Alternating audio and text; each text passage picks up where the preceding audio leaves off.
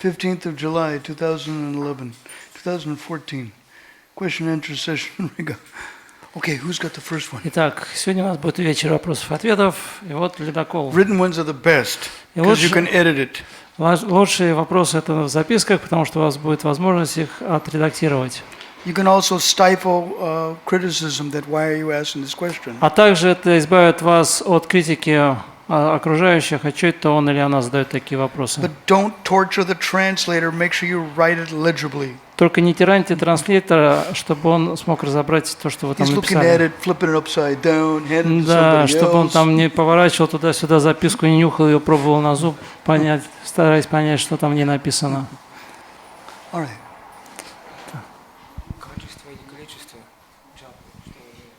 What is more important, quality or quantity of japa? First business is to get them done. Then talk of quality later.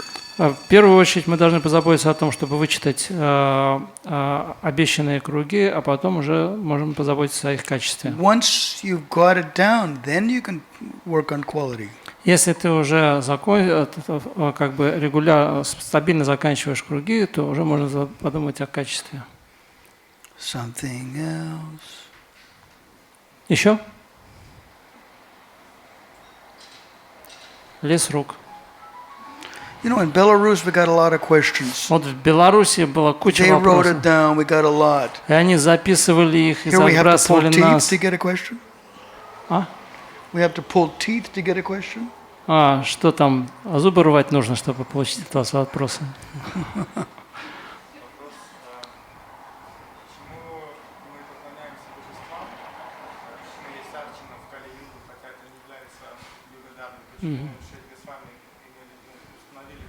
Why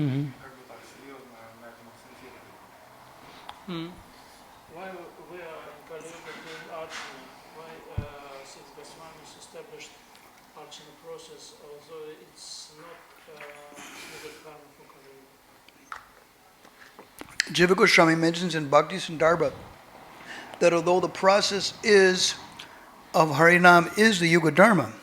И Шрила Джива Госвами в своей Бхакти Сандарбхе говорит, хотя Юга-дхарма является Харинама, still, when one does deity worship, the heart becomes softer for the Harinam. тем не менее, если человек поклоняется божеству, его сердце смягчается, и это помогает Харинаме. You know you have a lot of rounds when the Supreme Lord tells you to not worship Him that day. Poor. You know you have a lot of japa when the Supreme Lord advises you in the heart not to worship Him that day. И если у вас проблемы с джапой, то Верховный Господь говорит, может быть, тебе сегодня мне не поклоняться. It's a lot. Еще? Да. Еще? Written ones are the best. How come you guys don't have written ones? Лучше, конечно, записки. We mentioned it in class this morning to have written ones. Уже сегодня утром говорили насчет записок с вопросами. What do we have to do? We have to have somebody in charge of getting written ones? Что нам, может быть, назначить ответственного за то, чтобы он все вопросы записал?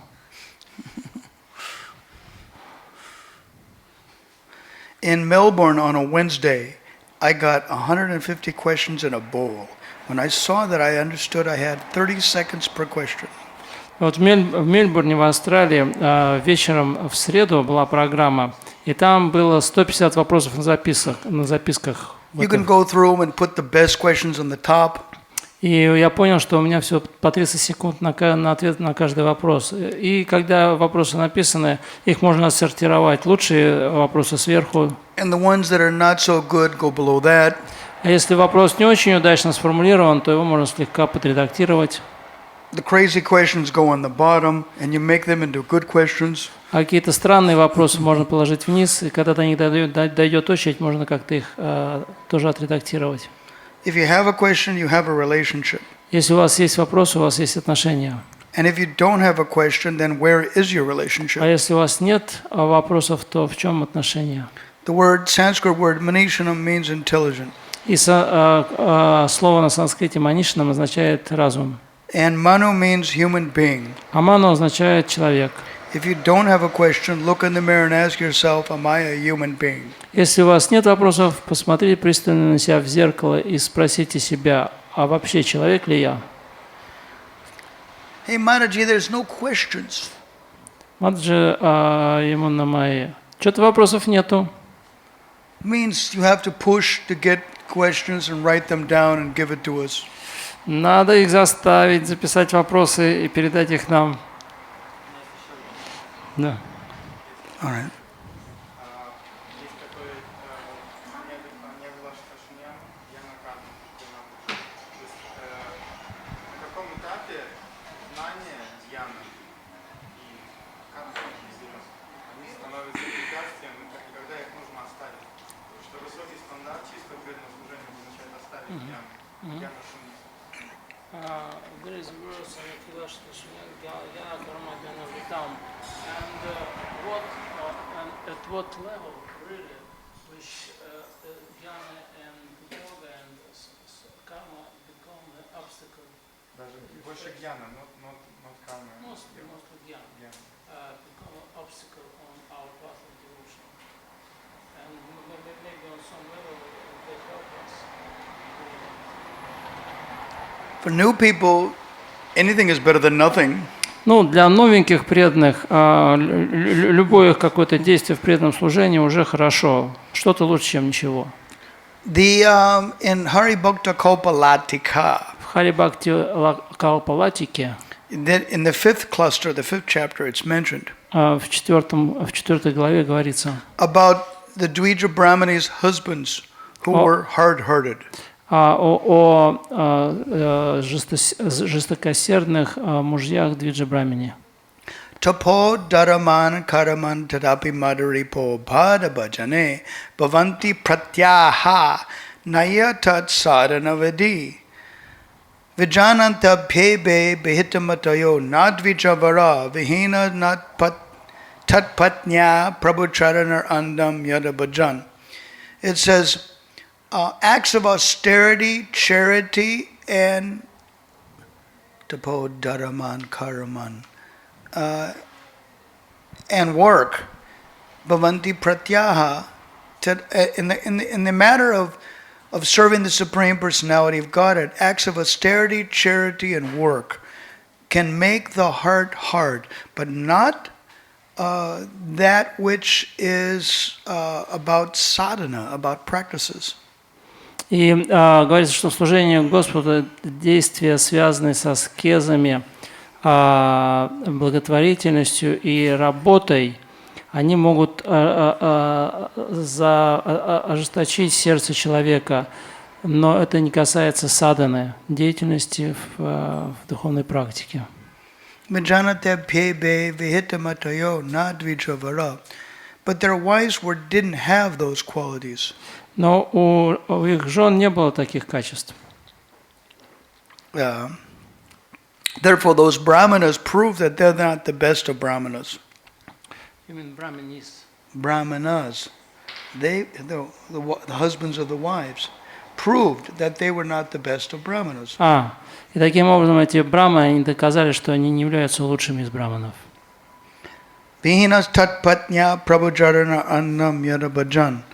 But their wives, without those ornaments, served the Supreme Lord 4 kinds of foodstuff. Но их жены, брамани, они служили Верховной Личности Бога 4 видами пищи. So sometimes it can cause problems.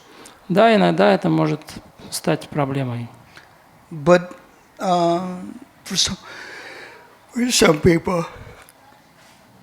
some people, Но для некоторых людей. our business is to encourage people just to follow the ordinary practices given by the previous acharyas. Но наша задача является вдохновлять людей следованию практике, которую дали нам предыдущие ачарьи. Dharmasya tattvam nihito guhaya mahajano yena gata sapanta. To understand the confidential nature of religious occupational duty, follow in the footsteps of the previous acharyas. Чтобы понять сокровенные принципы религиозной деятельности, нужно следовать по стопам предыдущих ачарьев. Most people are not philosophically inclined. Большинство людей, они не очень склонны к философии. Sometimes, if they spout philosophy, they do so as an excuse not to surrender to Krishna. Иногда они используют это как оправдание того, что они не предаются Кришне. 99% of the time, they don't have any philosophy at all. В 99 случаях из 100 у людей вообще нет никакой философии. You don't have to run into that problem. То есть, вообще говоря, это не проблема. Sometimes in relation with Krishna and the gopis, Иногда в отношениях Кришны и Гопи. then Krishna in his arguments with the gopis spouts philosophy. И Кришна начинает философствовать в беседах с Гопи. So the gopis bring up Tunga Vidyasaki, who was very expert in philosophy. И тогда Гопи приглашают Тунгавиди Сакью, которая собаку съела на философии. In Mukta Charita, Krishna said Мукта Чарата Кришна говорит, that I manifest myself as Nrsingadev, and I ripped open the chest of Hiranyakasipu with my nails, and you girls can't do anything. и он сказал, что ну вот я пришел как Нрсимхадев, разорвал своими когтями могучую грудь Хираньякашипу, и вы ничего со мной не сможете поделать. So the girls called up Tunga Vidyasaki, who's very expert in philosophy and arguments. Ну вот, и тогда Гопи позвали Тунгавиди Сакью, который очень опытна в философии и спорах. And she said, don't tell us about your nails. We know about your nails. И так говорит, ну нечего нам тут басни заливать насчет твоих ногтей, мы о них уже все знаем. Your nails have covered up, have taken away the covering off the breasts of Padma and Shaibya, and all the gopis were roaring with laughter. Твои ногти, они срывают одежды с Падми и Шайби, и все гопи просто упали от смеха. And then Krishna even laughed. Raghunath Das Goswami said, Krishna even laughed. The analogy was that good. И Рагунат Дас Госвами пишет, что даже настолько была хорошая шутка, что даже Кришна рассмеялся. В одном This is the стихе, beginning. We need a lot more written one questions. ну это только начало, я надеюсь, что будет еще больше, что будет еще What's the вопросов. matter with you? You can't let the Belarus devotees do better than you. Что с вами такое? Вы же не можете позволить белорусским преданным положить вас They на had a whole Лопахи. stack of questions. I was thinking, my God, how are we going to finish all those Они questions? нас просто завалили вопросами, так что я даже начал волноваться, как на них на всех ответить.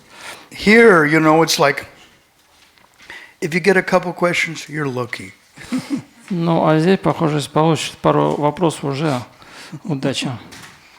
В одном стихе сказано об оскорблении Параматмы. Как можно ее оскорбить? In one verse it said about offense against Paramatma. How is possible to offense Paramatma? When Paramatma is trying to tell you what to do and you ignore him, Но если вам Параматма прямо говорит, что нужно делать, а вы не обращаете на нее внимания, he's trying to help you and you're ignoring it. она старается вам помочь, а вы на нее не обращаете внимания. Quite spiteful. Ну, довольно неприятно. But even though we make mistakes, still we have to approach the Supreme Lord and serve him anyway. Но даже если мы допускаем ошибки, все равно мы должны обращаться к Верховному Господу и служить Ему. Могли бы рассказать истинную историю свадьбы Тулси и Шилаграма?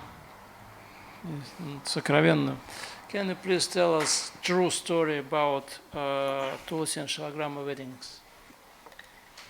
In Skanda Purana it says, when Tulsi appeared, the Supreme Lord was crying in happiness.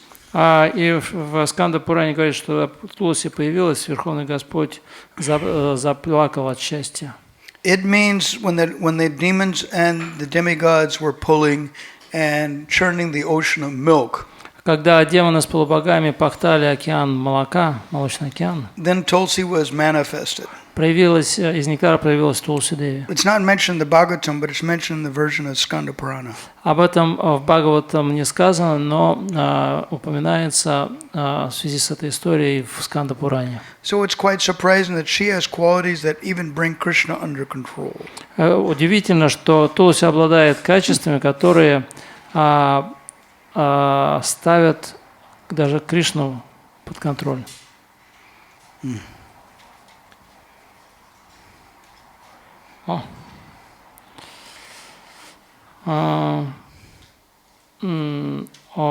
В чем разница между Вишну и Нараяной?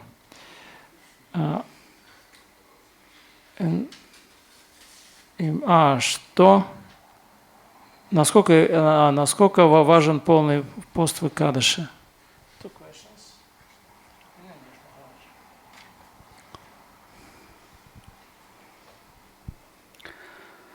It was mentioned in Nectar Devotion that Krishna has 5 qualities that make him completely distinct from Narayana. 5 qualities. 5. И в Нектаре преданности говорится, что у Кришны имеются 5 качеств, которые полностью отличают его от Нараяны. Only 2 of them come to mind. Мне сейчас приходит на ум только 2 из них. Only 3 of them. 3 of the 5. 3 из 5. First is that Krishna plays his flute. Первое Narayan doesn't. то, что Кришна умеет играть на флейте, а Нараяна нет. He is surrounded by devotees that have a very high level of love of God. То, что Кришна окружен преданными, которые обладают очень высоким уровнем любви к Богу. And he has special pastimes that he does. И также Кришна совершает особые игры, Narayan doesn't have it. которые Нараяна не совершает. Sometimes Krishna would like to disguise himself as Narayan. Иногда Кришна, маскируется под Нараяну. So the gopis would offer respects and run away. И гопи, когда его видят в таком вот маскараде, они выражают ему почтение и идут там дальше по своим делам. But when Srimati Radharani came in front of him, then he couldn't manifest those extra 2 hands. Но когда перед ним встает Шримати Радхарани, он уже не может поддерживать 2 дополнительные руки. How is important full fasting on Ekadasi? Насколько важен полный пост в Экадаши? It says, one of the shlokas in Hari Bhakti Vilas is basically a shocker. Shock the hell out of you and then tell you something you'll never forget. Ну вот есть одна шлока в Хари Бхакти Виласе, которая выносит мозги, и вы ее никогда не забудете. To have conception with your mother is good. Да, заниматься сексом со своей матерью – это хорошо. To kill Brahmins and eat the flesh of cows is good, but not to eat an Ekadasi. Убивать браманам и есть мясо коров замечательно, но есть в Экадаши отвратительно. It says, eating on Dwadasi is all right, but eating anything on Ekadasi is not good. И говорится, что в Двадаши нормально кушать, ничего такого нету в этом плохого, но в Экадаши не очень хорошо есть. If the Gujarati doctor friends of mine quoted a Subhashita, Subhashita means witty saying. И один мой друг Гуджарати, он процитировал такую вот мудрую поговорку Шубашита. They're like Subhashitas are like witty ancient sayings. И Шубашита это вот как бы такая старая мудрость. It says, unwanted guests and diseases, you don't feed them, they go away. Непрошенные гости и болезни, если их не кормить, они уходят. Basically, everybody needs a good clean out. Каждому нужна очистка. So within every 2 weeks, Ekadasi comes as an opportunity. И каждые 2 недели приходит такая возможность в форме Экадаши. So we can do that. Anna means grains. That's one definition of anna is grains. И одно из определений слова «анна» – это зерно. But another definition is that which sustains. А другое значение слова «анна» – то, что поддерживает. So if you consider that definition, then eating anything is not good. И если вы примете второе определение этого слова, это будет значить, что не следует ничего есть в Экадаши. It's not difficult. Specifically, I never found any problems fasting. Да это и к тому же не так уж сложно. Я, например, не чувствую никаких Even when you проблем are в young, посте. if it's your nature, you could fast because it's good. It's good for a higher purpose. It's good. It's good for purity, for preaching. Но и даже если вы молоды, и как бы может не так легко поститься, но тем не менее это хорошо, да, чтобы очиститься, и для проповеди это хорошо. People fast for a lot of reasons. Люди постятся для разных причин. To lose weight, to clean out. Чтобы сбросить вес, чтобы очистить организм. To detoxify the body. Чтобы избавить тело от токсинов. Like that. Sometimes people can do 1-day fast, 3-day fast, 5-day fast, 10-day fast quite easily. И часто люди, они очень легко постятся 1, 2, 3 дня, 5, 10 дней. Even 30-day fasts are difficult, but they're doable. Даже 30-дневный пост, хотя он труден, но вполне выполним. To detoxify. There was one lady that was wheelchair bound. И жила одна женщина, которая была прикована к креслу каталки. She fasted on a lemon juice diet, a special diet. И она постилась, она придерживалась диеты на лимонном соке. It's only lemon juice, water, and maple syrup. Это вода, сок лимона и сироп, кленовый сироп. And she did it for 107 days, and after that she got out of the wheelchair and walked. Ну вот, и она придерживалась этой диеты в течение 107 дней, и на 108 день она встала и пошла. It's like, let's be hypothetical about it. Ну, предположим, Suppose you have an argument with your spouse. у вас завязалась ссора с супругом или супругой. You lose your sleep. И вот из-за этого вы не можете заснуть. Or your child falls out of the apple tree and breaks his arm. Или ваш ребенок залез на яблоню, упал и сломал себе руку. And you have to go to the hospital. И вам пришлось отправляться в травмпункт. Or you're in anxiety about, money or something. Или вам не дает уснуть Job security, money, something. беспокойство о деньгах и прочих каких-то вещах. Why not give your sleep to Narayana? Почему бы не отдать свой сон Нараяне? So one has to be positive, not negative. То есть человек должен воспринимать все с позитивной точки зрения, а не негативной. It's not what you're giving up. It's making a new you.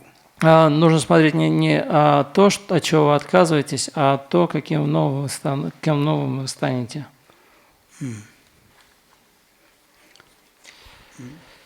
Так, вопрос о предании и глубине молитв. Когда мы оказываемся в очень тяжелой жизненной ситуации, наши молитвы углубляются. Проще сконцентрироваться на Кришне, поскольку Он стержень, который удерживает от отчаяния. Возникает вопрос, ведь в этой ситуации надо цель не порадовать Кришну. В этой ситуации цель не порадовать Кришну, а получить поддержку от Него. Получается, предание больше, но цель неверна. Насколько надо с этой проблемой серьезно бороться и работать над мотивацией, над какой-то истинной мотивацией. Хорошо. The question about surrendering and deep prayer.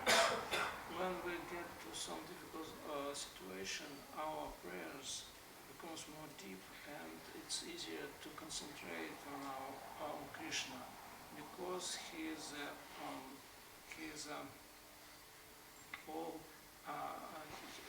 a strength that keeps everything. He keeps one from desperation. And the question, in this situation, the goal is not to satisfy Krishna.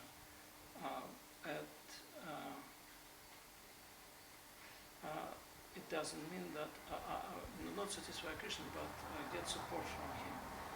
It means that Just to what? just get support from him. Okay. It means that we surrender more, but our motive, our goal is not good. And should we fight with this problem and to work on true motivation? Nah, don't be worried about it. Ну, особо не загружайтесь на эту тему. Krishna's not interested in what you give him anyway. Кришна понимает, что... What? He's not interested in what you give him anyway. Кришна все понимает, и его не очень интересует то, что вы ему даете. He wants what's behind your back. Его интересует то, что вы от него прячете за спиной. It's not such a big deal if they're worried about this or that. Да, так что не очень-то сильно беспокойтесь вот на данном моменте о своей мотивации. As long as Krishna is the Sinosha, it doesn't matter the motivation. Sinosha? Doesn't matter the motivation. Кришна... Sinosha is the center. И до тех пор, пока вы, так сказать, ставите Кришну в центр, мотивы, ну, как вот, Krishna's уже the не так goal, важно. Krishna's the center, then we're being purified. Но Кришна может быть не цель, может быть не центр, но в любом случае, обращаясь к нему, мы очищаемся. We get depressed because we have so many material desires. We're from a very impure background. И мы чувствуем себя немножко в депрессии, поскольку у нас так много материальных желаний, поскольку мы происходим с не самого возвышенного, то есть у нас прошлое не самое возвышенное. But no matter what we do, we still have to approach Krishna. Но что бы мы ни делали, в любом случае мы должны обращаться к Кришне. Therefore, I joke that from ABC to GBC, everybody can do it better than yesterday. Поэтому у меня есть такая шутка, что от GBC, от начинающего преданного до GBC, каждый может улучшать, сегодня сделать лучше то, что делал вчера. And everybody is better than some and worse than others. И каждый лучше одних, хуже других. Better than the people on the street and worse than the previous acharyas. Мы, может быть, лучше, чем люди, которые ходят обычно по улице, но мы хуже, чем предыдущие ачарьи. Don't worry about it. Поэтому не слишком-то терзайтесь. Just approach Krishna anyway. Просто обращайтесь по любому случаю к Кришне. It was very funny that in 1966 a Prabhupada sent a devotee to the market to buy an eggplant. В 1966 году Шрила Прабхупада послал одного преданного купить на рынке баклажан. And he told, I was so agitated and disturbed. And Prabhupada asked, did you buy the eggplant? Yeah, okay. Вот, и этот преданный, он пришел к Шриле Прабхупаде и сказал: какой ужас, Шрила Прабхупада, я шел по улице и я так возбуждал, у меня был так возбужден всем, что я видел. Шрила Прабхупада спросил: а ты баклажан купил? Тот сказал: да. Ну и все хорошо. Для чего Кришна создал такое состояние, как энтузиазм? Связано ли оно с расой и каким образом? Why Krishna created such Krishna what? Why Krishna created such a condition, such a quality as enthusiasm? Is it connected with rasa or not? And if connected, then how? If why Krishna created enthusiasm, and if it's connected with rasa? Enthusiasm? Enthusiasm, yes. It's connected with rasa? With rasa, yeah. Enthusiasm is connected with something, but doesn't necessarily have to be with a relationship.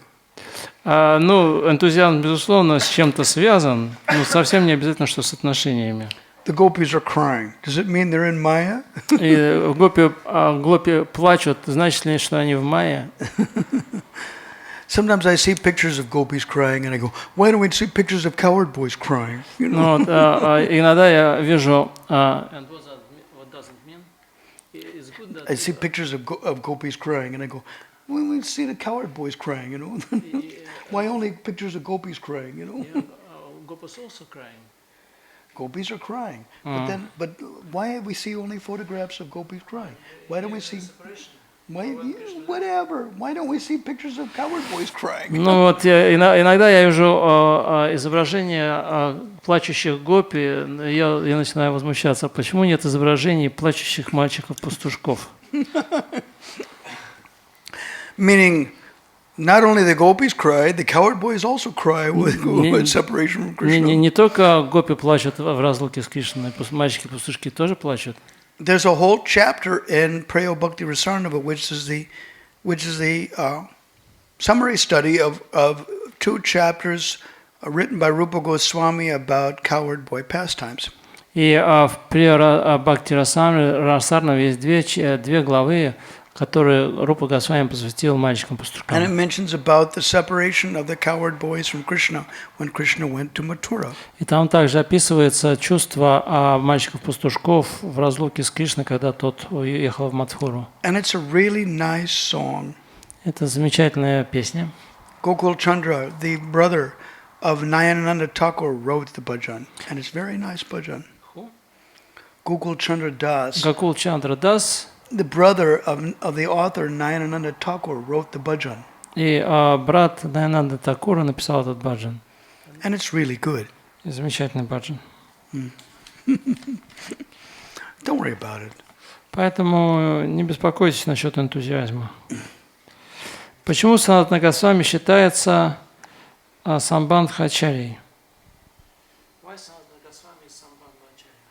Because he teaches us to make a relationship with Krishna.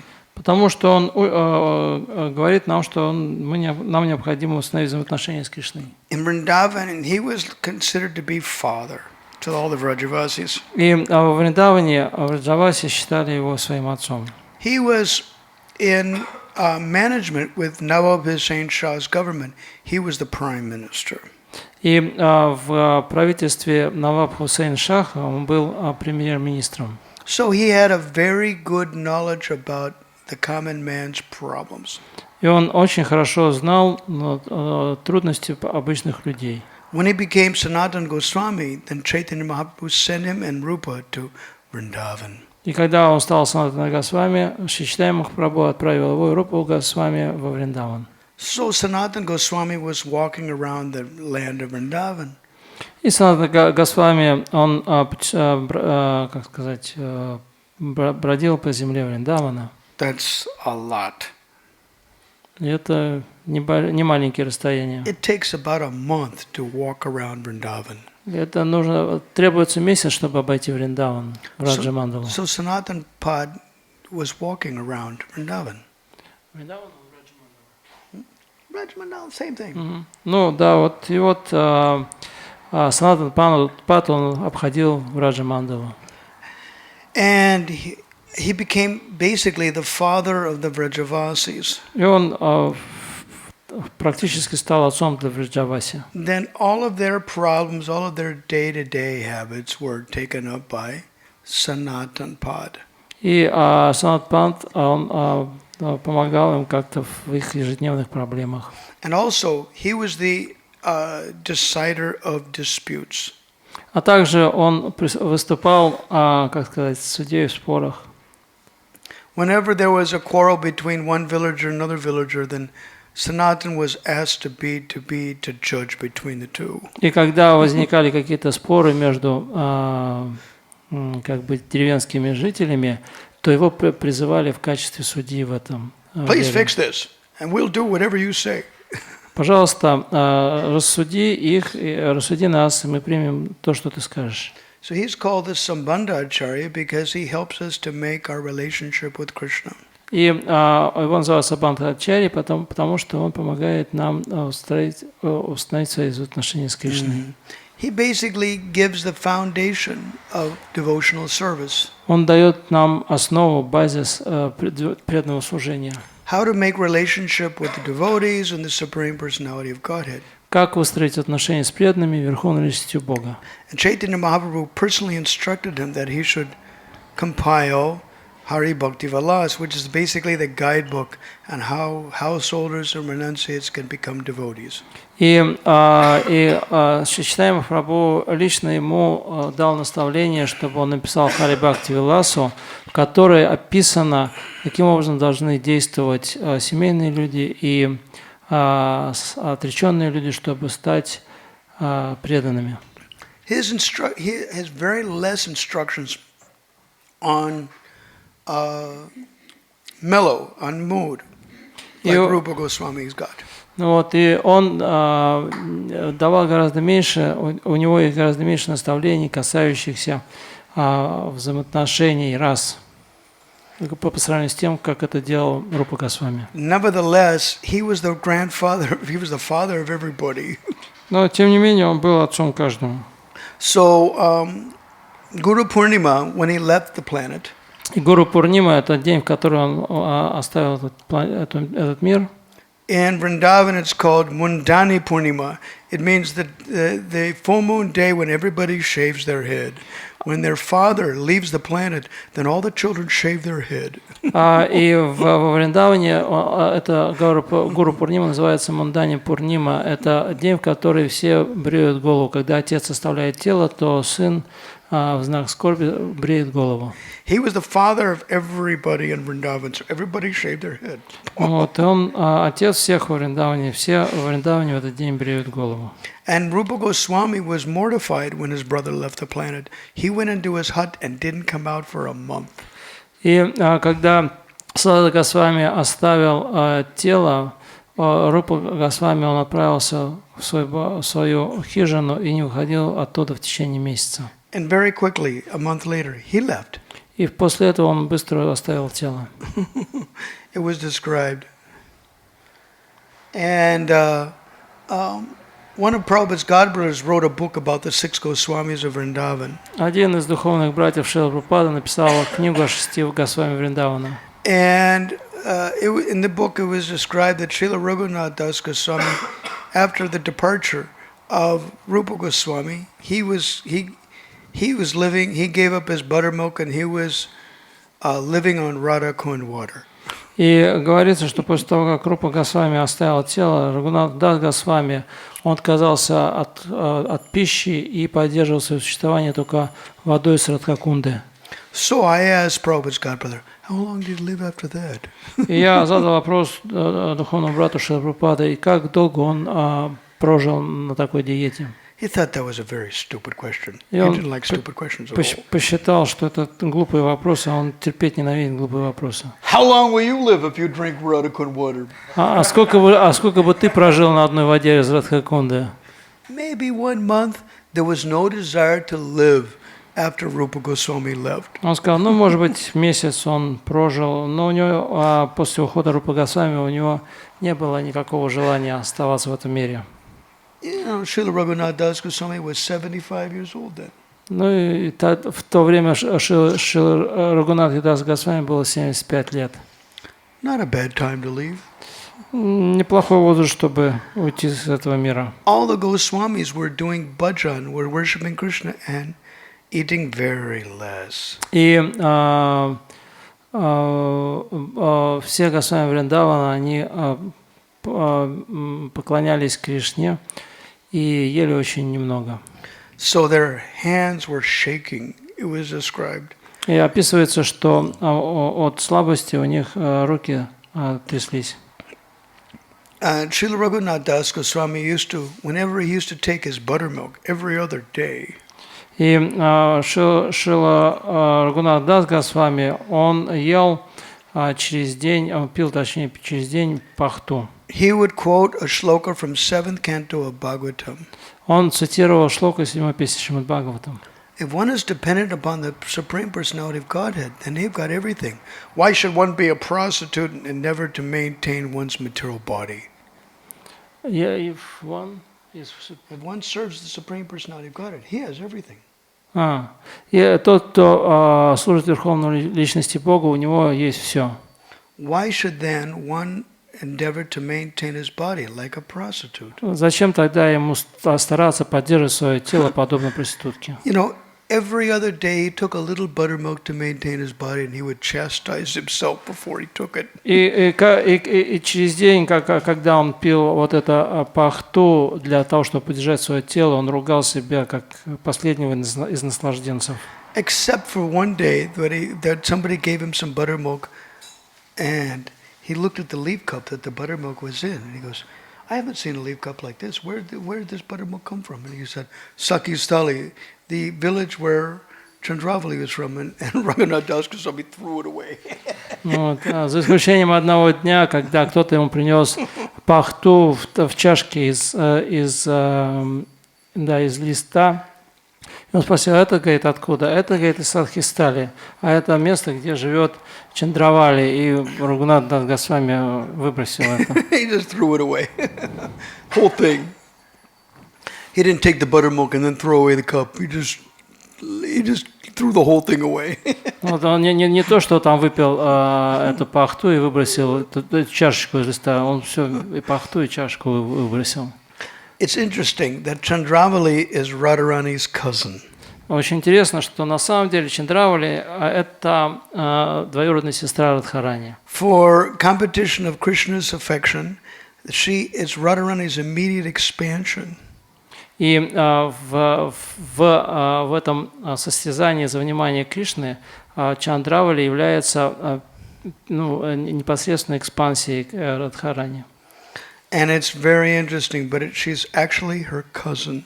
И очень интересно, что Чандравали двоюродная сестра Радхарани. It's interesting, just to increase attachment to Krishna. Просто для того, чтобы усилить привязанность к Кришне. It's interesting stuff. Вот интересный момент. В книге Кришна говорится, что в духовном мире живут разные животные, олени, тигры, что или кого они едят. Может ли быть, что одни преданные кушают других? И кушает ли Кришна в духовном мире преданных?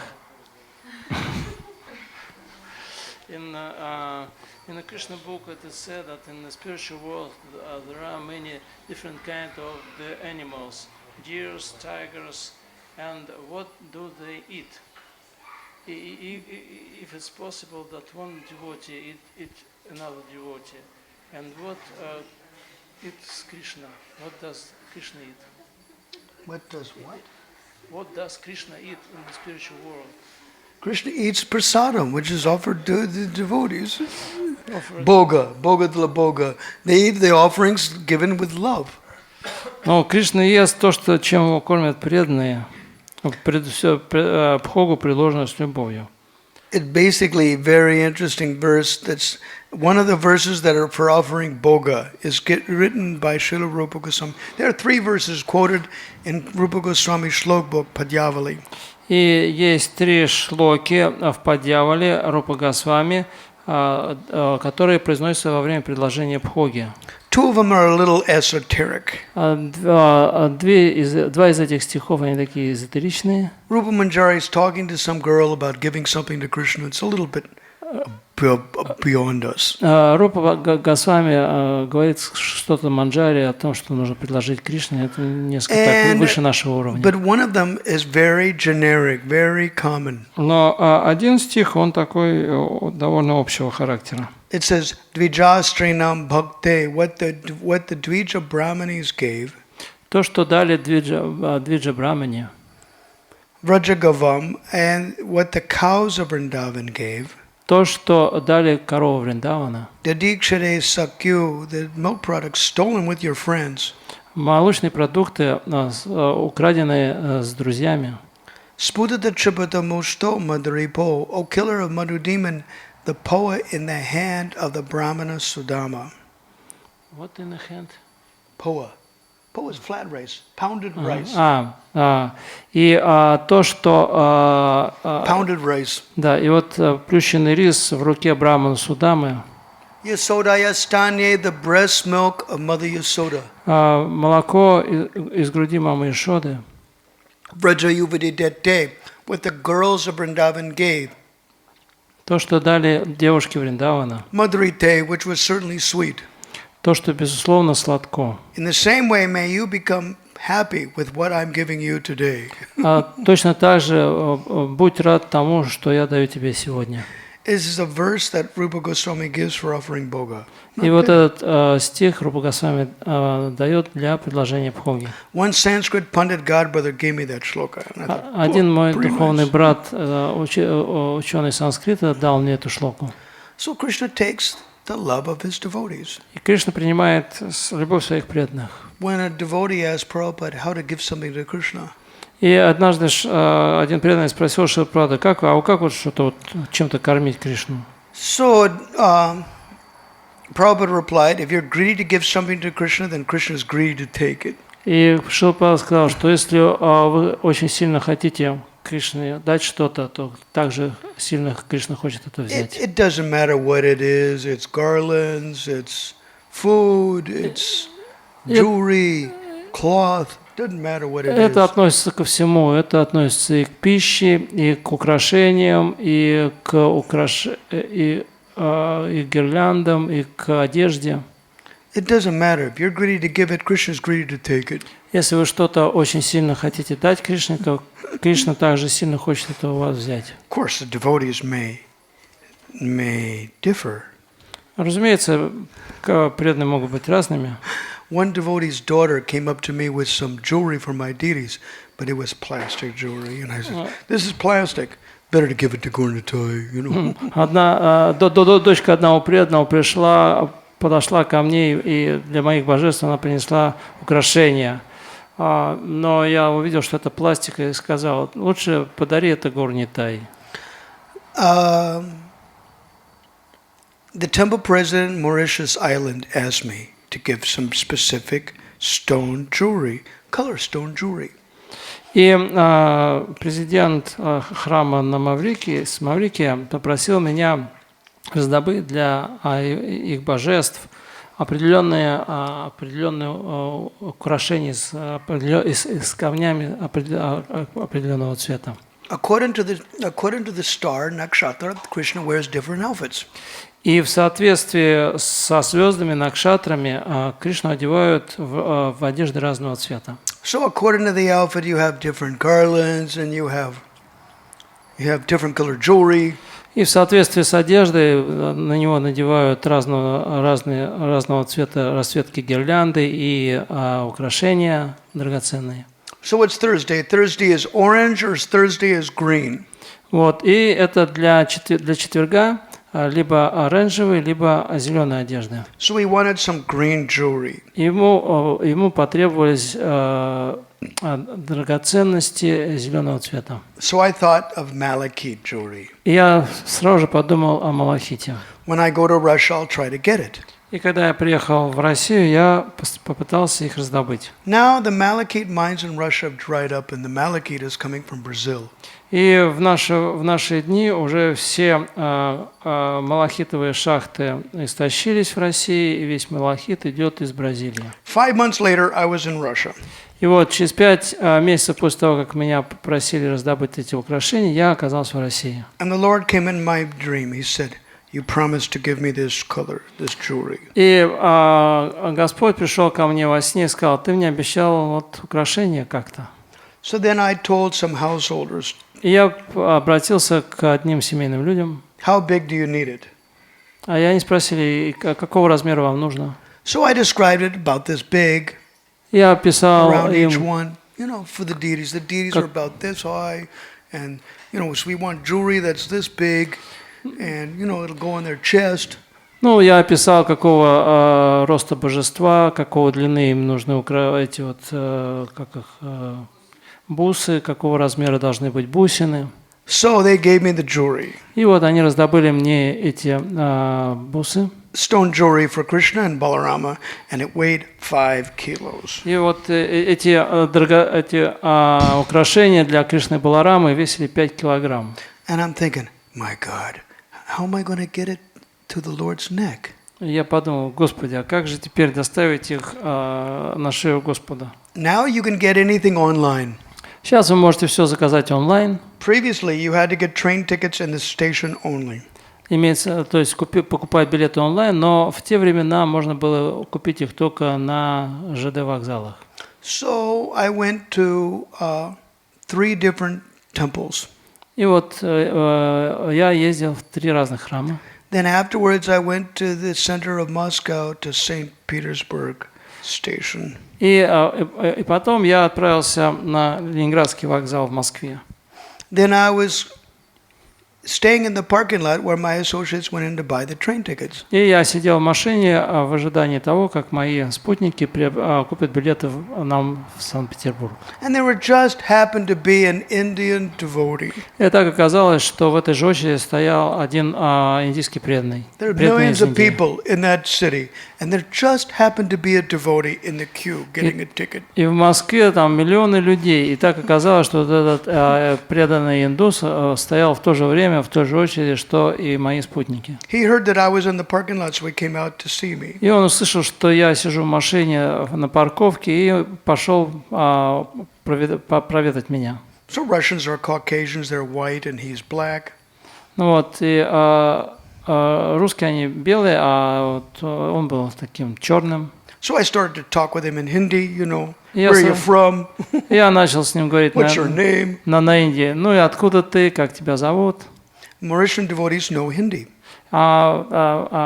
Преданные с Маврикии, они знают хинди. So he started to talk with me in Hindi. И он начал говорить со мной на хинди. That I'm aspiring disciple of Gopal Krishna Maharaj. He got initiated. Он был кандидатом в ученики Гопала Кришна Махараджа, сейчас он уже инициированный преданный. And where are you going? И куда ты собираешься? He said, I have to go to St. Petersburg for one day, and then on Monday, which is 3 days later, I'm going home. Where is home? Mauritius. And I laughed. И он говорит, ну вот я на день еду в Санкт-Петербург, и через пару дней в понедельник я отправляюсь домой. А где у тебя дом? На Маврикии. Then I laughed, and then I went back to my bag, and I opened it up, and I said, Krishna Balaram wants you as their courier. Ну вот, и я пошел, открыл эту сумку с этими украшениями и говорю, ну, Кришна Баларам хотят, чтобы ты стал их курьером. So if you're greedy to give something to Krishna, Krishna will take it. He'll even send his courier. He'll make all arrangements. Поэтому, если вы хотите что-то дать Кришне, то он все организует, он пошлет вам даже курьера.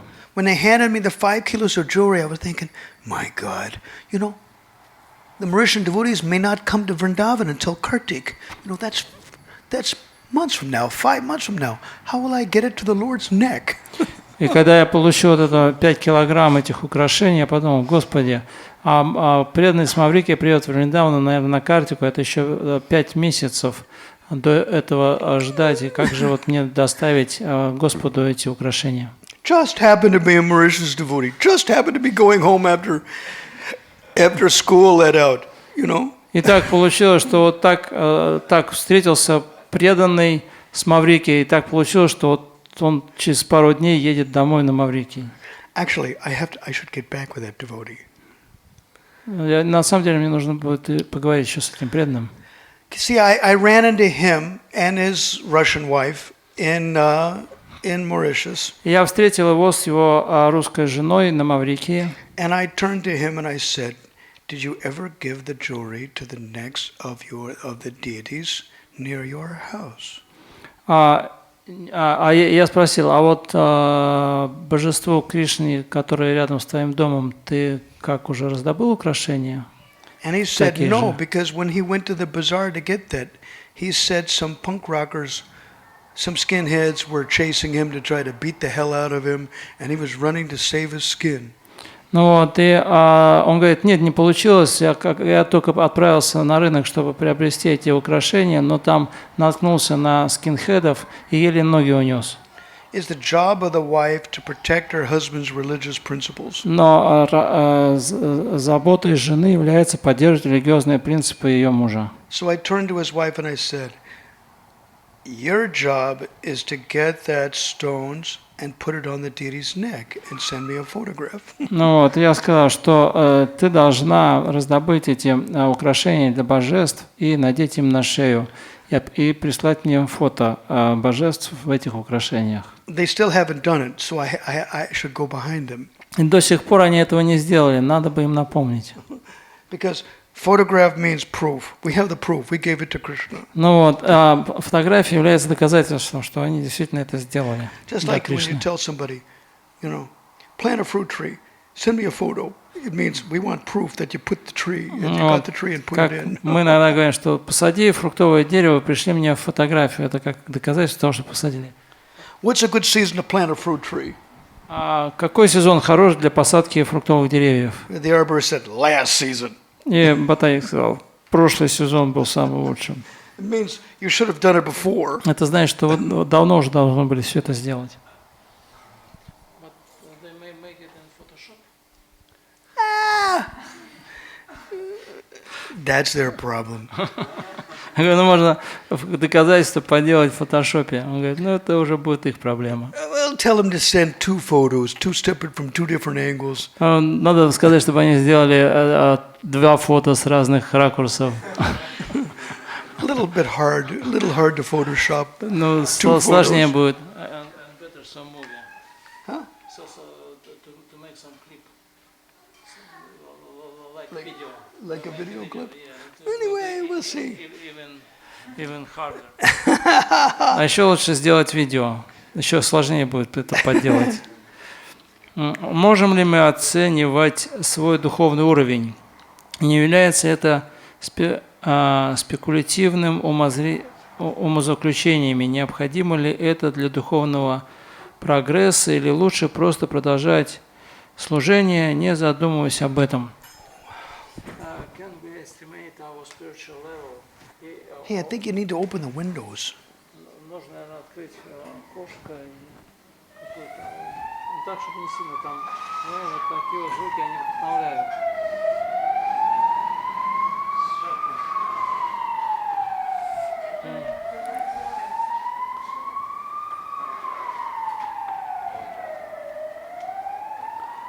Are we able to understand our spiritual level, estimate our spiritual level, or it is just speculations? And if it's necessary for the spiritual progress to estimate, to know your spiritual level, or just better to go on and do your spiritual practice, to do your service and think nothing about it? How to know your spiritual level? Как определить свой духовный уровень? Basically, by understanding the mood of bhakti of people that at different levels. Это значит, что вы в состоянии как бы определить настроение бхакти людей на разных уровнях. These are symptoms of behavior. Есть определенные признаки поведения. Then you can understand your level. И тогда вы можете понять свой уровень. Now, how important is it to know it? Важно ли знать свой уровень? And in order to figure out engagement for you, then you should. Да, чтобы понять, чем вам лучше заниматься, вам нужно знать свой уровень. На каком уровне развития нужно находиться, чтобы услышать параматму? What spiritual level we should have to hear Paramatma? Basically, it's stated that in Bhagavad Gita chapter 6, which is meditation on the Supreme, И об этом говорится в 6 главе Бхагавад-гиты, медитация на Верховную Личность Бога. shloka number 5 or shloka number 6. То ли в 5, то ли в 6 шлоке. Basically, anybody who comes up to the qualification, can hear the Paramatma. Finally, вот. Who's qualified? The qualified person can hear the Paramatma. Yeah, and what is this level? Well, of course, qualified person can hear Paramatma, but what is the level? Но когда услышите, значит, вы квалифицированы. It says Paramatma Samahita Sitoshna Sukadukeshu Samatsanga Vivarjata. When one obtains that level, then one can hear the super soul. Когда человек достигает этого уровня, он может слушать параматму. It says that you can not only hear it, but you attain the state of equanimity with the Paramatma. И даже если и не только вы слышите параматму, но и Equanimity means equality. То есть вы обретаете как бы равенство с Параматмой. What does it mean equality with Paramatma? You become the same? You can perceive things just like the Paramatma does. То есть вы можете воспринимать вещи так же, как их воспринимает Параматма. Just like it was very interesting. Gorkashore Das Babaji in his just talks, Srila Bhaktisiddhanta Saraswati Thakur wrote a book called Amara Prabhur Katha about Srila Gorkashore Das Babaji Maharaj. И Бхактисиданта Сарасвати рассказывал о Горкишоре Дас Бабаджи Махараджа. And, sometimes Srila Bhaktisiddhanta would ask questions. Иногда Бхактисиданта Сарасвати задавал вопросы, And Babaji Maharaj would answer it in a different way. а Бабаджи Махарадж отвечал на них по-другому. And he would also have amazing activities that other people couldn't do. И он также совершал удивительные деяния, которые другие были не под силу. In this way, we can understand that such devotees had contact with the Paramatma. Итак, мы можем понять, что у таких преданных есть связь с Параматмой. Basically, though, another thing is that necessity is the mother of invention. С другой стороны, нужда – мать изобретательности. Krishna Bhagavan says in Bhagavad Gita, chapter 5, verse 29, that he is the friend of all living entities. И Кришна Бхагаван говорит в Бхагавад-гите в 5 главе 29 стихе, что он друг всех живых существ. So basically, it is necessity of the mother of invention. You need it, you get it. Другими словами, нужда – мать изобретательности. Если вам нужно, то вы получите, обретете. Krishna is the friend of every living entity. Some people need a friend, and so Krishna is ready to be it. И Кришна является лучшим другом всех живых существ. Некоторым людям нужен друг, и Кришна может стать этим другом. Does it mean that they become equal to Paramatma? Значит ли это, что такой человек становится равным Параматме? For their disciples, yeah. Для их учеников, да, Not for anybody else. но не для всех. One person's guru is another person's sadhu, is another person's ordinary man. Один и тот же человек, для кого-то он гуру, для кого-то он садху, а для кого-то обычный человек. So it can be like that. То есть может быть так. It doesn't mean that they're the same as Paramatma. Это не значит, что они становятся Параматмой. It just means that Krishna has become their friend. Это значит, что Кришна стал их другом. And you can call Krishna friend. It doesn't mean that Krishna will call you friend. Вы можете обращаться к Кришне «О, друг». Это не значит, что Кришна также будет вам обращаться как к другу. It means you have to work really hard. Это значит, что вам нужно хорошенько потрудиться для этого. You can address Krishna according to the relationship you hanker for. It doesn't mean Krishna is going to call you that. Вы можете обращаться к Кришне в тех отношениях, в том настроении, какие отношения вы с ним хотите развить, но это не означает, что он вам таким же образом будет отвечать. Basically, it means you have to get to work. Другими словами, вам нужно закатать рукава. Иногда нас называют больше чайтанитами, чем кришнаитами. В чем отличие? Sometimes people call us more chaitanitas, not krishnaitas. What's the difference? Sometimes people call us krishnaitas, but more often they call us chaitanitas. What's the difference? Some people, not everybody who loves Lord Krishna knows about Lord Chaitanya. Не все, кто знают Кришну, знают о Господе Чайтанье. That's a distinction. Вот и разница. There are other philosophers who know about Lord Krishna but don't know anything about Lord Chaitanya. Ну вот есть люди, которые знают хорошо много чего о Кришне, но ничего не знают о Господе Чайтанье. It basically means that they're appreciating the fact that devotees are serving Lord Chaitanya. Это значит, что люди ценят то, что преданные служат Господу Чайтанье. Иногда, когда человек постится, после поста начинается безудержное переедание. Как этого избежать? Sometimes after full fast, one start to eat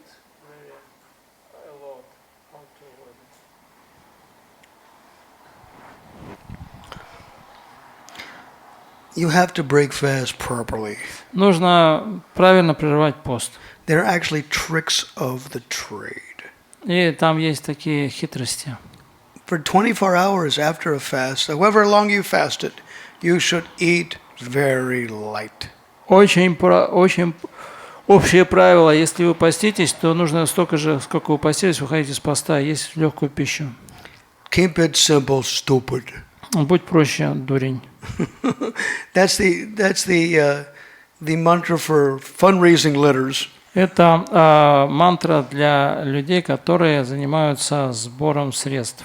So when you're cleaning out, when you're fasting, После того, как вы пропастились и очистили свое тело, then break the fast with charanamrit. лучше with всего a lot прерывать of heavy пост.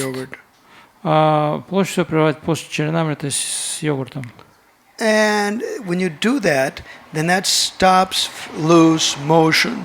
И если вы будете именно так прерывать пост, то это предохранит вас от позывов в кишечнике.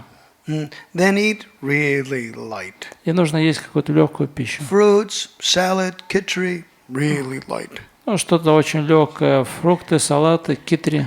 You can break with mahaprasadam, but just don't have it super heavy mahaprasadam. Вот, вы можете прерывать махапрасадом, но такой, чтобы он не был там супер тяжелым. Because if you do, you'll push your stomach too much and you'll pay for it. Ну вот, потому что если вы загрузите слишком сильно свой желудок, вам придется за это расплачиваться. See, when you're young, you can eat a lot, but when you're old, you can't. Если вы пока вы молоды, вы можете очень много чего съесть, но когда уже возраст становится приличным, то уже этого делать не в состоянии. Prabhupada said a young person cannot eat too much and an old person cannot eat too little. Шрила Прабхупада говорил, что молодой человек не может переесть, а старик не может съесть слишком мало. We wish sometimes that people would leave us alone. И мы часто просим, чтобы нас не доставали с едой. The problem is they want to feed you to death. Люди хотят закормить тебя до смерти. And another problem is that we want to be fed to death. Кроме того, мы не очень хотим, чтобы нас закармливали. Called accomplices in the crime. We want to be. You know, called accomplices in the crime. The crime is to feed you to death, and your accomplice in the crime is assistant to the crime. То есть преступление является закормить вас, но также помощь в этом Вы сами. преступлении, да, наше желание. Мы сами хотим испытать. Ну да, то есть мы сами хотим, чтобы нас закармливали до смерти. Basically, like our lifestyle is called eating, sleeping, packing, and defending. Eating prasadam you can't digest. Sleeping 4 hours, if that. Packing luggage and defending the sampradaya.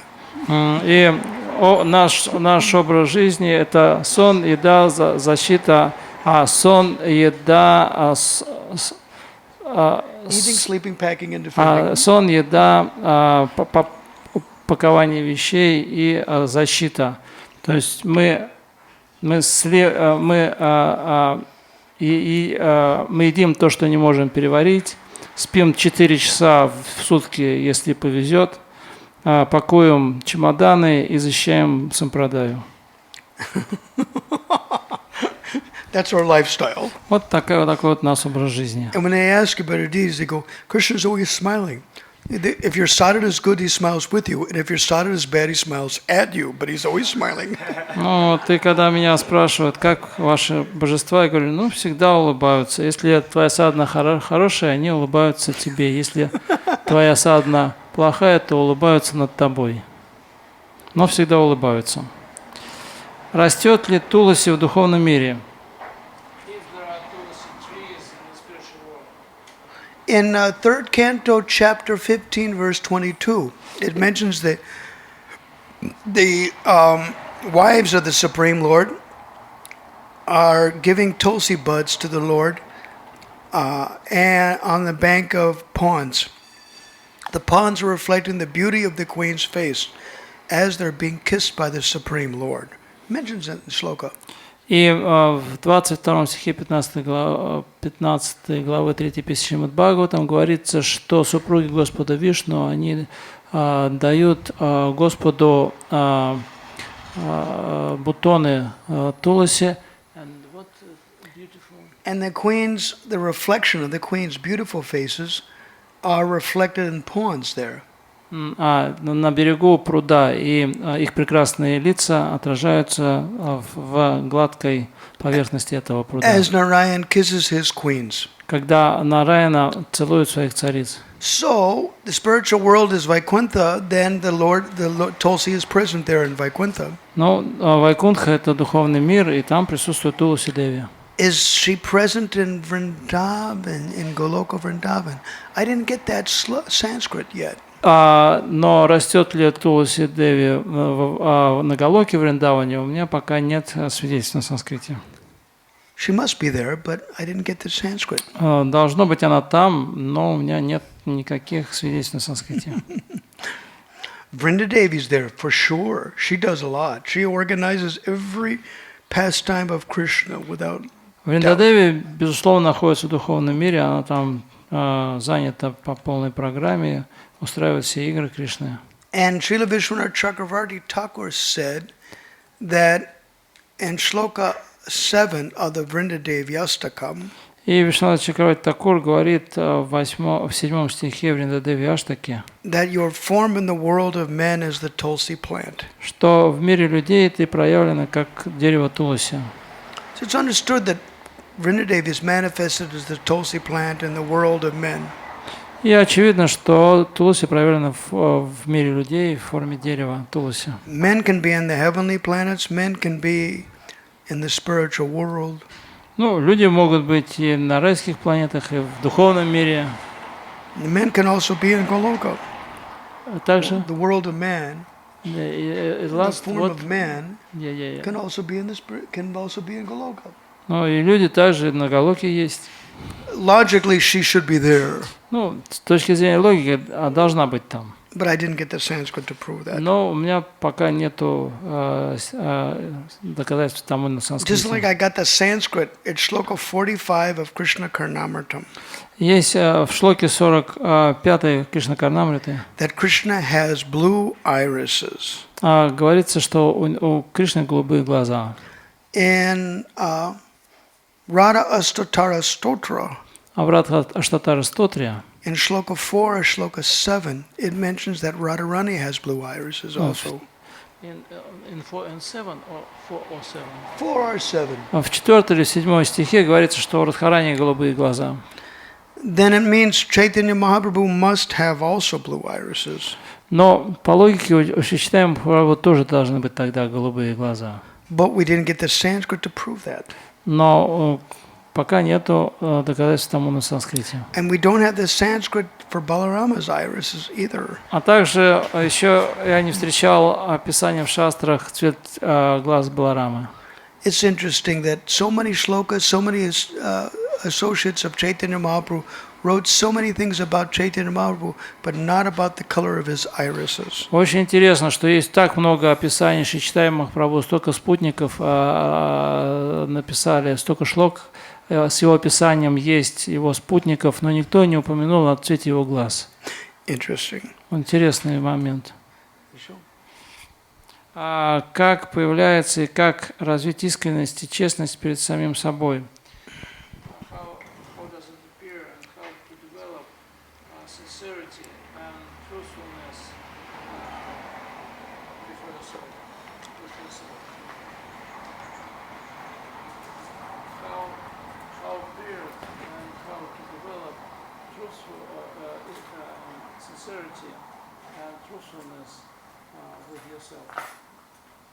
Truthfulness and sincerity and truthfulness with yourself.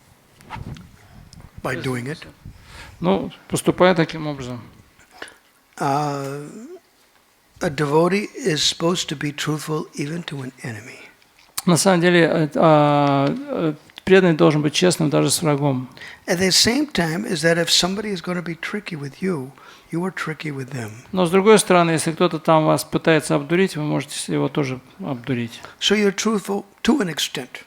То есть вы честны и правдивы до определенной границы. You're not cheating them.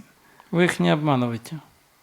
It's like, I didn't kill them. My stick has killed him. Это не я его убил, это рука, это палка в моей руке убила его. Now, sincerity, how do you do that? А что касается искренности?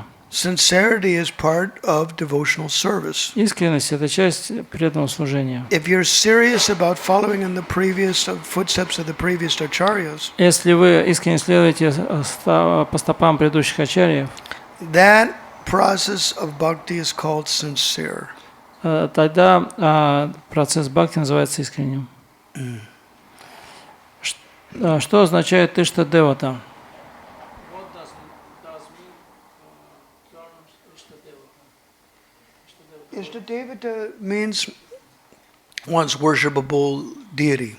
Иштадевата означает божество, которому человек поклоняется. Who you worship. Тот, кому вы поклоняетесь. В чем разница между преданным и вайшнавом? What is the difference between devotee and Vaishnava?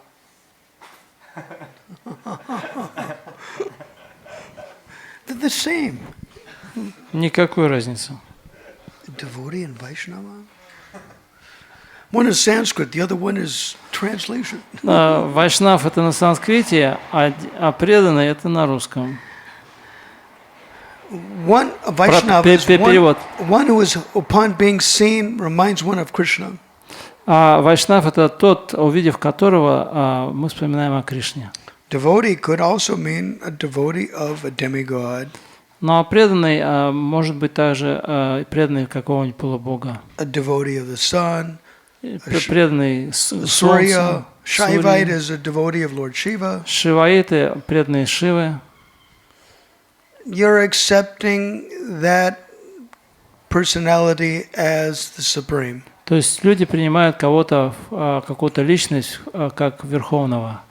In Bhagavad Gita, it states that it's actually stated that if you want to worship the demigods, then Paramatma makes your faith strong, so you can do it. И в Бхагавад-гите Кришна говорит, что если человек хочет поклоняться полубогу, то Параматма усиливает веру человека в этого полубога, чтобы усиливает веру, да, чтобы он мог поклоняться ему. Is it popular? Some places they worship demigods, but is it popular? В некоторых местах поклоняются полубогам. Является это популярным? It's there, but how much is it widespread? Who knows? Ну, это существует, но насколько это широко распространено, кто знает. Насколько джапу в уме можно читать? Когда можно читать? Потому что некоторые преданные читают просто тихо в уме. Насколько это bonafide? At what level and how much we can chant japa in the mind? Not much. Немного можно читать в уме. Very few people. Очень мало кто готов это делать. When people say that, usually they're cheating. Когда люди говорят это, они обычно обманывают. Very rare. Это очень редкое явление, когда человек в состоянии повторять мантру в уме. It's stated that Haridas Thakur would chant 1 lakh loudly, 1 lakh softly to himself, and 1 lakh within the mind. Есть описание, что Харидас Такур, он повторял 1 лак Харинамы громко, 1 лак Харинамы тихо и 1 лак Харинамы в уме. It also mentions in Gauranga Stava Kalpa Vriksha by Srila Raghunath Das Goswami. И в книге Рагунатха Дас Госвами Гуранга Калпа Става Врикша, Gauranga Stava Kalpa Vriksha.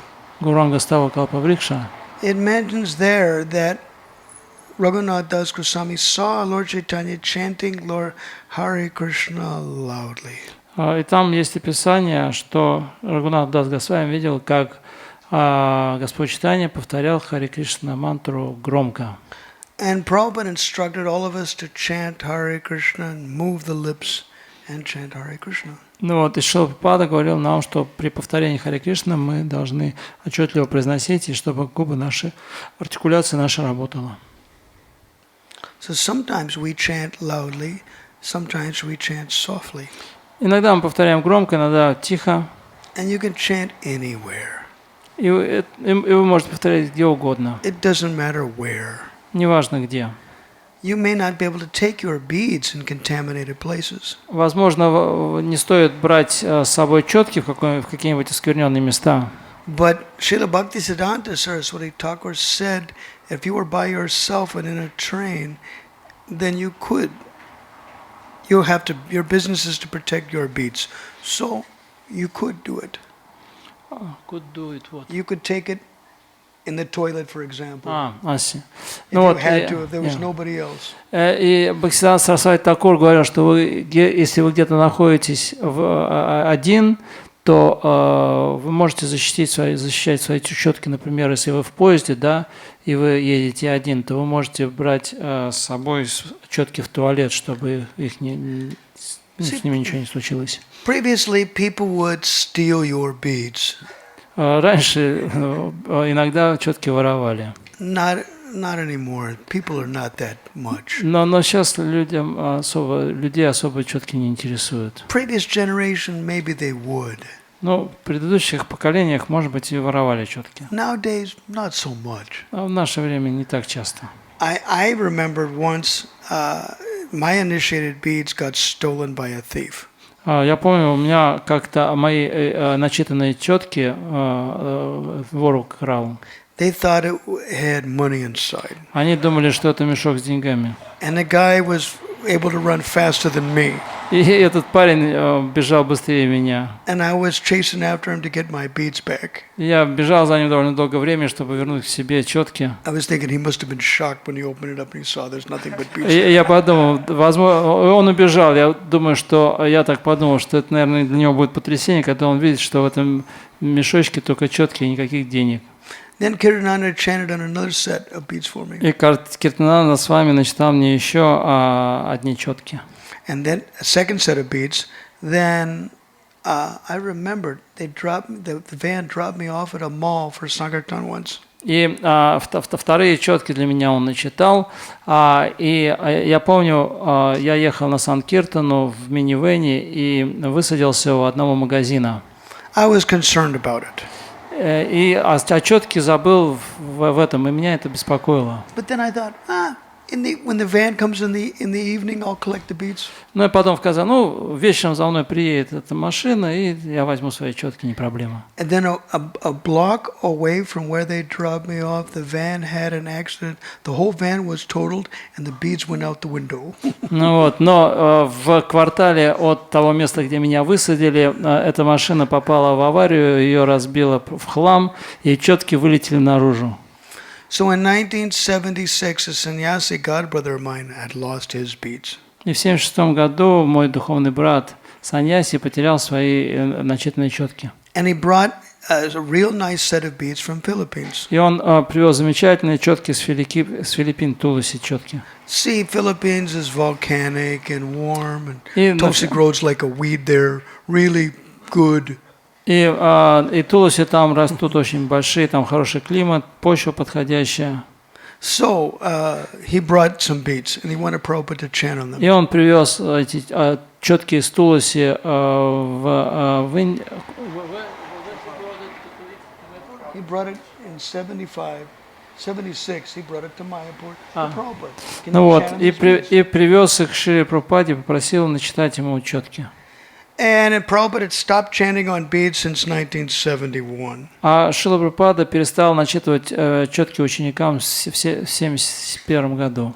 And this sannyasi asked Prabhupada, could you chant on these set of beads for И me? этот саньяси, он спросил Шрила Прабхупада, а не могли бы вы начитать эти четки для меня? Prabhupada said that just like you change your thread, your Brahmin thread, it attains the same potency as the original thread. So you can change your beads, and any beads you chant on will have the same potency. Шрила Прабхупада сказал ему, подобно тому, как ты меняешь брахманские шнуры, и каждый следующий шнур он обладает той же силой, как и тот, который ты получил при инициации, точно так же Любые четки, на которых ты читаешь после инициации, обладают той же силой, что и те четки, которые получил при инициации. You would think he would do it, because Prabhupada was chanting his 16 rounds. You would think he would do it. You would think he would do it. Он думал, что, Шрила Прабхупада все равно читает 16 кругов, почему бы не прочитать? But he didn't. Но Шрила Прабхупада не сделал этого. Interesting. Что означает защищать сампрадаю? What does it mean defend Sampradaya? To defend the Sampradaya? You said. Sampradaya means the school. Сампрадая означает школа. It means the school of thought. Такая школа мысли. Defending the Sampradaya means whatever philosophy that the school gives, we give the same thing. We defend it. We support it. Это значит, что философия, которой придерживается наша сампрадая, наша школа, мы ее защищаем. Мы ей придерживаемся, и мы ее защищаем. Откуда взялся термин сознание Кришны и что Писание по этому поводу? From where the term Krishna consciousness come from, and what scriptures said about this term Krishna consciousness? This is actually from Bhakti Visrambha Madhava. Этот термин пришел из Бхакти Расамрита Синдху. Krishna Bhakti Rasa Bhavitamati Kriyatam Yadika Topi Labhyate Tatra Lolimapi Mulyamekalam Janamakoti Sakritirna Labhyate. The Sanskrit is that. Вот так вот это звучит на санскрите. It says, if you can get Krishna consciousness in the market, then buy it at any price. The greed to get it is the price you have to pay. And millions of births of pious activities, you'll not get it.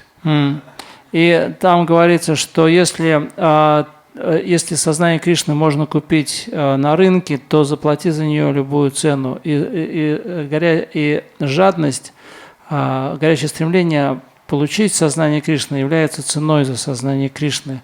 И последнее, что миллионы жизней в благочестивых деяниях не дают заслуг, чтобы получить к сознанию Кришны.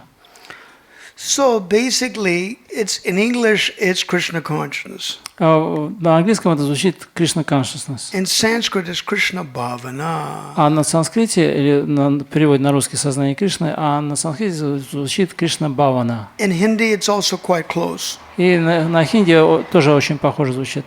Krishna bhavanamrit sung. The association of the society of those who are Krishna conscious. Это означает общество тех, кто осознает Кришну. Fine. It's time for Parikrama. Все время парикрамы вокруг божеств. We want more questions tomorrow night. Итак, завтра мы ждем, что будет больше вопросов. Make sure you write them down and bring them. Поэтому позаботьтесь о том, чтобы написать их и принести сюда. Especially from the kids. Особенно дети. If we don't get questions from the kids, we're all in trouble. Если дети не задают вопросов, то мы все в беде.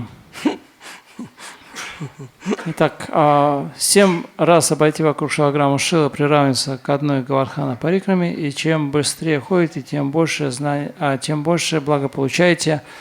И поэтому киртан должен быть быстрый и сразу.